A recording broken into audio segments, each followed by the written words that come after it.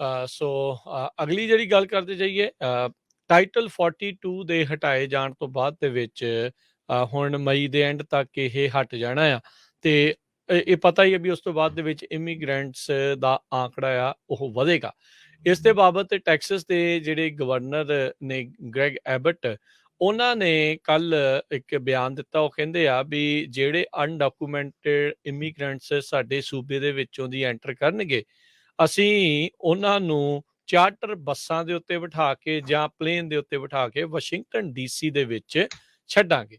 ਇਸ ਦੇ ਉੱਤੇ ਜਿਹੜੇ ਜਨ ਸੈਕੀ ਆ ਉਹਨਾਂ ਨੇ ਕਿਹਾ ਵੀ ਇਹ ਇੱਕ ਪੋਲੀਟੀਕਲ ਜਿਹੜਾ ਬਿਆਨ ਆ ਉਹੀ ਸਿਰਫ ਇਹਨਾਂ ਨੇ ਦਿੱਤਾ ਹੈਗਾ ਆ ਗ੍ਰੈਗ ਐਬਟ ਹੁਣਾਂ ਨੇ। ਸੋ ਇਸ ਤੋਂ ਬਾਅਦ ਦੇ ਵਿੱਚ ਇੱਕ ਵਾਰੀ ਫਿਰ ਇਸ ਸਾਲ ਦੇ ਵਿੱਚ ਇਲੈਕਸ਼ਨ ਈਅਰ ਦੇ ਵਿੱਚ ਅਨਡਾਕੂਮੈਂਟਡ ਇਮੀਗ੍ਰੈਂਟਸ ਜਾਂ ਇਮੀਗ੍ਰੇਸ਼ਨ ਦਾ ਮੁੱਦਾ ਫਿਰ ਬੈਕ ਬਰਨਰ ਤੋਂ ਮੋਹਰਲੇ ਪਾਸੇ ਜਿਹੜਾ ਉਹ ਆ ਜਾਵੇਗਾ। 23 ਮਈ ਨੂੰ ਟਾਈਟਲ 42 ਜਿਹੜਾ ਆਖਿਆ ਜਾਂਦਾ ਸੀਗਾ ਪਬਲਿਕ ਹੈਲਥ ਨੂੰ ਮੁੱਖ ਰੱਖਦੇ ਹੋਏ ਇਮੀਗ੍ਰੈਂਟਸ ਨੂੰ ਦੂਜੇ ਮੁਲਕ ਦੇ ਵਿੱਚ ਇੰਤਜ਼ਾਰ ਕਰਨ ਦਾ, ਉੱਥੇ ਰੱਖਣ ਦਾ, ਬਈ ਉਹ ਖਤਮ ਹੋਣ ਜਾ ਰਿਹਾ ਹੈਗਾ ਆ, ਜਿਸ ਦੇ ਵਿੱਚ ਬਹੁਤ ਸਾਰੇ ਜਿਹੜੇ ਡੈਮੋਕ੍ਰੇਟਸ ਆ ਉਹਨਾਂ ਨੇ ਵੀ ਇਸ ਦੀ ਨਿੰਦਾ ਕੀਤੀ ਆ ਵੀ ਇਸ ਰੂਲ ਨੂੰ ਹਾਲ ਦੀ ਘੜੀ ਨਹੀਂ ਹਟਾਉਣਾ ਚਾਹੀਦਾ ਸੀ। ਜੀ ਬਿਲਕੁਲ, ਇਸੇ ਤਰ੍ਹਾਂ ਇਹ ਵੀ ਪਤਾ ਲੱਗਾ ਹੈ ਵੀ ਜਿਹੜਾ ਬਾਈਡਨ ਐਡਮਿਨਿਸਟ੍ਰੇਸ਼ਨ ਆ ਉਹ ਅਨਡਾਕੂਮੈਂਟਡ ਲੋਕ ਜੋ ਆ ਉਹਨਾਂ ਨੂੰ ਫੋਨ ਵੀ ਪ੍ਰੋਵਾਈਡ ਕਰ ਰਿਹਾ ਹੈਗਾ, ਟੈਲੀਫੋਨ। ਸੋ ਇਹ ਕਾਫੀ ਪੋਲੀਟੀਕਲ ਮੁੱਦਾ ਆਉਣ ਵਾਲੇ ਸਮੇਂ 'ਚ ਬਣਨ ਜਾ ਰਿਹਾ ਹੈਗਾ। ਅਗਲੀ ਜਿਹੜੀ ਗੱਲ ਕਰਦੇ ਜਾਈਏ, ਟਾਈਟਲ 42 ਦੇ ਹਟਾਏ ਜਾਣ ਤੋਂ ਬਾਅਦ ਦੇ ਵਿੱਚ ਹੁਣ ਮਈ ਦੇ ਐਂਡ ਤੱਕ ਇਹ ਹਟ ਜਾਣਾ ਆ ਤੇ ਇਹ ਪਤਾ ਹੀ ਹੈ ਵੀ ਉਸ ਤੋਂ ਬਾਅਦ ਦੇ ਵਿੱਚ ਇਮੀਗ੍ਰੈਂਟਸ ਦਾ ਆંકੜਾ ਆ ਉਹ ਵਧੇਗਾ। ਇਸ ਦੇ ਬਾਬਤ ਟੈਕਸਸ ਦੇ ਜਿਹੜੇ ਗਵਰਨਰ ਨੇ ਗ੍ਰੈਗ ਐਬਟ, ਉਹਨਾਂ ਨੇ ਕੱਲ ਇੱਕ ਬਿਆਨ ਦਿੱਤਾ। ਉਹ ਕਹਿੰਦੇ ਆ ਵੀ ਜਿਹੜੇ ਅਨਡਾਕੂਮੈਂਟਡ ਇਮੀਗ੍ਰੈਂਟਸ ਸਾਡੇ ਸੂਬੇ ਦੇ ਵਿੱਚੋਂ ਦੀ ਐਂਟਰ ਕਰਨਗੇ, ਅਸੀਂ ਉਹਨਾਂ ਨੂੰ ਚਾਰਟਰ ਬੱਸਾਂ ਦੇ ਉੱਤੇ ਬਿਠਾ ਕੇ ਜਾਂ ਪਲੇਨ ਦੇ ਉੱਤੇ ਬਿਠਾ ਕੇ ਵਾਸ਼ਿੰਗਟਨ ਡੀਸੀ ਦੇ ਵਿੱਚ ਛੱਡਾਂਗੇ। ਇਸ ਦੇ ਉੱਤੇ ਜਿਹੜੇ ਜਨ ਸੈਕੀ ਆ ਉਹਨਾਂ ਨੇ ਕਿਹਾ ਵੀ ਇਹ ਇੱਕ ਪੋਲੀਟੀਕਲ ਜਿਹੜਾ ਬਿਆਨ ਆ ਉਹੀ ਸਿਰਫ ਇਹਨਾਂ ਨੇ ਦਿੱਤਾ ਹੈਗਾ ਆ ਗ੍ਰੈਗ ਐਬਟ ਹੁਣਾਂ ਨੇ। ਸੋ ਇਸ ਤੋਂ ਬਾਅਦ ਦੇ ਵਿੱਚ ਇੱਕ ਵਾਰੀ ਫਿਰ ਇਸ ਸਾਲ ਦੇ ਵਿੱਚ ਇਲੈਕਸ਼ਨ ਈਅਰ ਦੇ ਵਿੱਚ ਅਨਡਾਕੂਮੈਂਟਡ ਇਮੀਗ੍ਰੈਂਟਸ ਜਾਂ ਇਮੀਗ੍ਰੇਸ਼ਨ ਦਾ ਮੁੱਦਾ ਫਿਰ ਬੈਕ ਬਰਨਰ ਤੋਂ ਮੋਹਰਲੇ ਪਾਸੇ ਜਿਹੜਾ ਉਹ ਆ ਜਾਵੇਗਾ।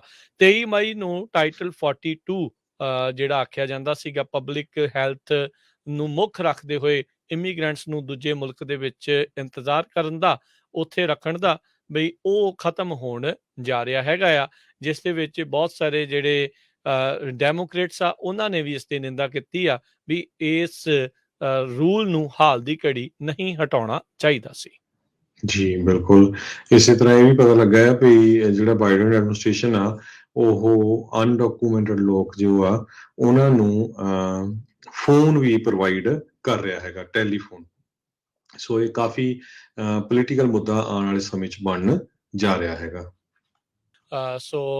ਅਗਲੀ ਜਿਹੜੀ ਗੱਲ ਕਰਦੇ ਜਾਈਏ, ਟਾਈਟਲ 42 ਦੇ ਹਟਾਏ ਜਾਣ ਤੋਂ ਬਾਅਦ ਦੇ ਵਿੱਚ ਹੁਣ ਮਈ ਦੇ ਐਂਡ ਤੱਕ ਇਹ ਹਟ ਜਾਣਾ ਆ ਤੇ ਇਹ ਪਤਾ ਹੀ ਹੈ ਵੀ ਉਸ ਤੋਂ ਬਾਅਦ ਦੇ ਵਿੱਚ ਇਮੀਗ੍ਰੈਂਟਸ ਦਾ ਆંકੜਾ ਆ ਉਹ ਵਧੇਗਾ।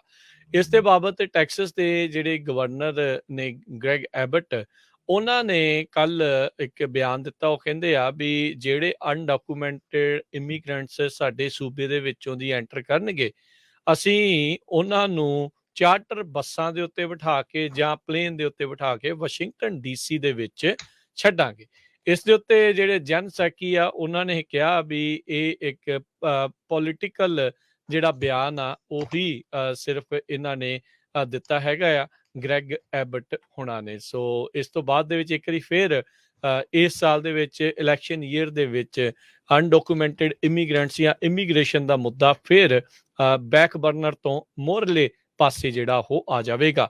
23 ਮਈ ਨੂੰ ਟਾਈਟਲ 42 ਜਿਹੜਾ ਆਖਿਆ ਜਾਂਦਾ ਸੀਗਾ ਪਬਲਿਕ ਹੈਲਥ ਨੂੰ ਮੁੱਖ ਰੱਖਦੇ ਹੋਏ ਇਮੀਗ੍ਰੈਂਟਸ ਨੂੰ ਦੂਜੇ ਮੁਲਕ ਦੇ ਵਿੱਚ ਇੰਤਜ਼ਾਰ ਕਰਨ ਦਾ, ਉੱਥੇ ਰੱਖਣ ਦਾ, ਬਈ ਉਹ ਖਤਮ ਹੋਣ ਜਾ ਰਿਹਾ ਹੈਗਾ ਆ, ਜਿਸ ਦੇ ਵਿੱਚ ਬਹੁਤ ਸਾਰੇ ਜਿਹੜੇ ਡੈਮੋਕ੍ਰੇਟਸ ਆ ਉਹਨਾਂ ਨੇ ਵੀ ਇਸ ਦੀ ਨਿੰਦਾ ਕੀਤੀ ਆ ਵੀ ਇਸ ਰੂਲ ਨੂੰ ਹਾਲ ਦੀ ਘੜੀ ਨਹੀਂ ਹਟਾਉਣਾ ਚਾਹੀਦਾ ਸੀ।